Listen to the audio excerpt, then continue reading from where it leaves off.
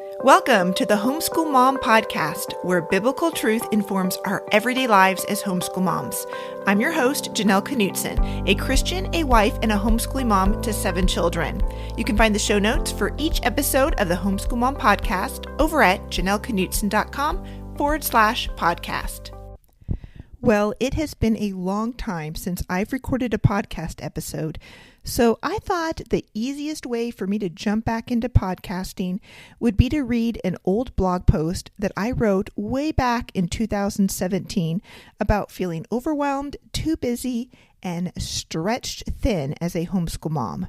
The blog post was entitled, "How to Break the Busyness Cycle for Moms," and I'll link it down in the show notes.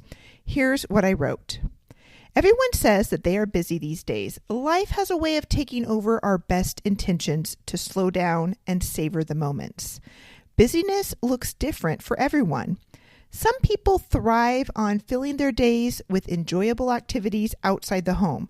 Other people prefer to stay home and enjoy life within the quiet or chaos of their own 4 walls.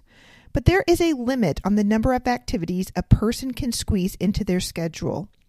At some point, all of us will feel weighted down by busyness if we aren't intentional about heading it off. Let's take a look at some ways to break the busyness cycle. First, you need to change your mindset. Breaking the busyness cycle starts with changing your thinking about what you and your family really need. Schedules fill up with things that we perceive are necessary for our well-being. But the truth is that your children don't really need a lot of activities. What they need is knowledge of the Lord, loving parents to guide them through life, food to eat, clothes to wear, and a roof over their heads at night. And as a mom, you need a lot of the same things. You need time with the Lord, fellowship with others, food to eat, clothes to wear, sleep, well, as much as you can squeeze into motherhood, and you need rest. But what you don't need is a whole lot of busyness. Busyness adds stress. Rest leaves you refreshed. If you are feeling the strain of busyness right now, then take some time to change your mindset about what you and your family really need.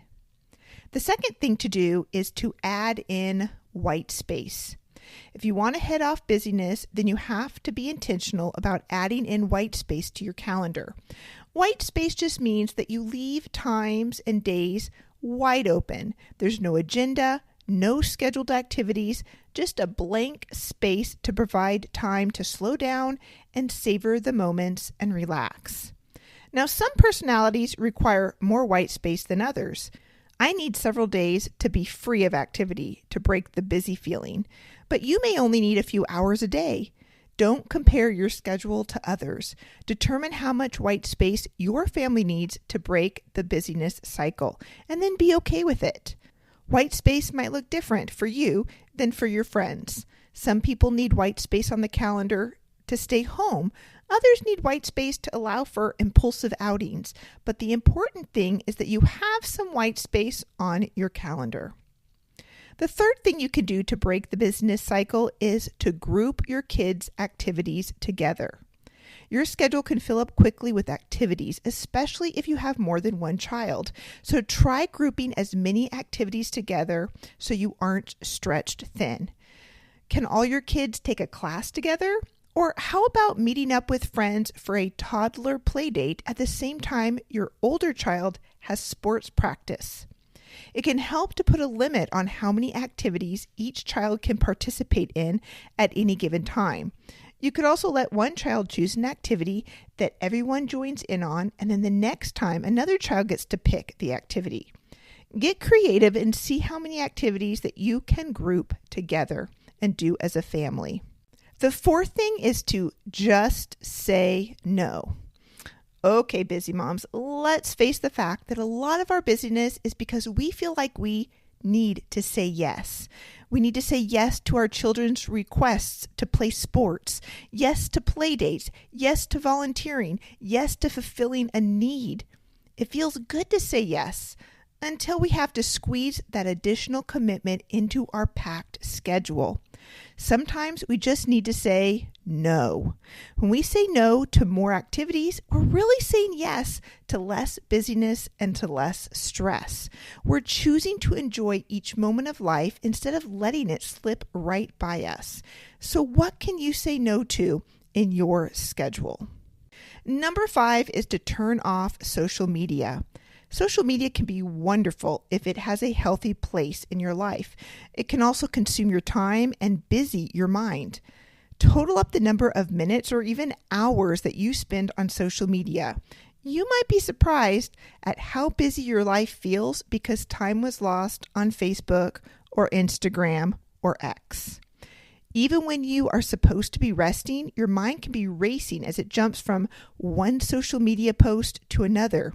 You get lost on rabbit trails and never really finish a complete thought about a topic before you're bombarded with a new one. It can be exhausting on your mind, and it can add to the sense of busyness in your life. So it might be helpful to designate a few times throughout the day to pop on social media sites. Set a timer so you don't get lost in the social media world. The rest of the day can be free of social media distractions. See if turning off social media helps decrease your feelings of busyness. And at the very least, you'll have more time to get some things done and spend time with your kids because you're not staring at your phone. And finally, number 6, ask God for wisdom. God knows what you and your children need. He knows what activities will serve your family well and which ones will hinder your family from serving the Lord and growing in Christ-likeness. James chapter 1 verse 5 says, "If any of you lacks wisdom, you should ask God, who gives generously to all without finding fault, and it will be given to you." God knows what is best for your family, so ask Him for wisdom on how to manage your days in a way that bring glory to Him. I want to end this podcast episode with a quote from Elizabeth Elliot. She wrote this: "One reason we are so harried and hurried is that we make yesterday and tomorrow our business, when all that legitimately concerns us is today. If we really have too much to do, there are some items on the agenda which God did not put there. Let us submit the list to Him and ask Him to indicate which items we must delete. There is always time to do the will of God. If we are too busy to do that, we are too busy."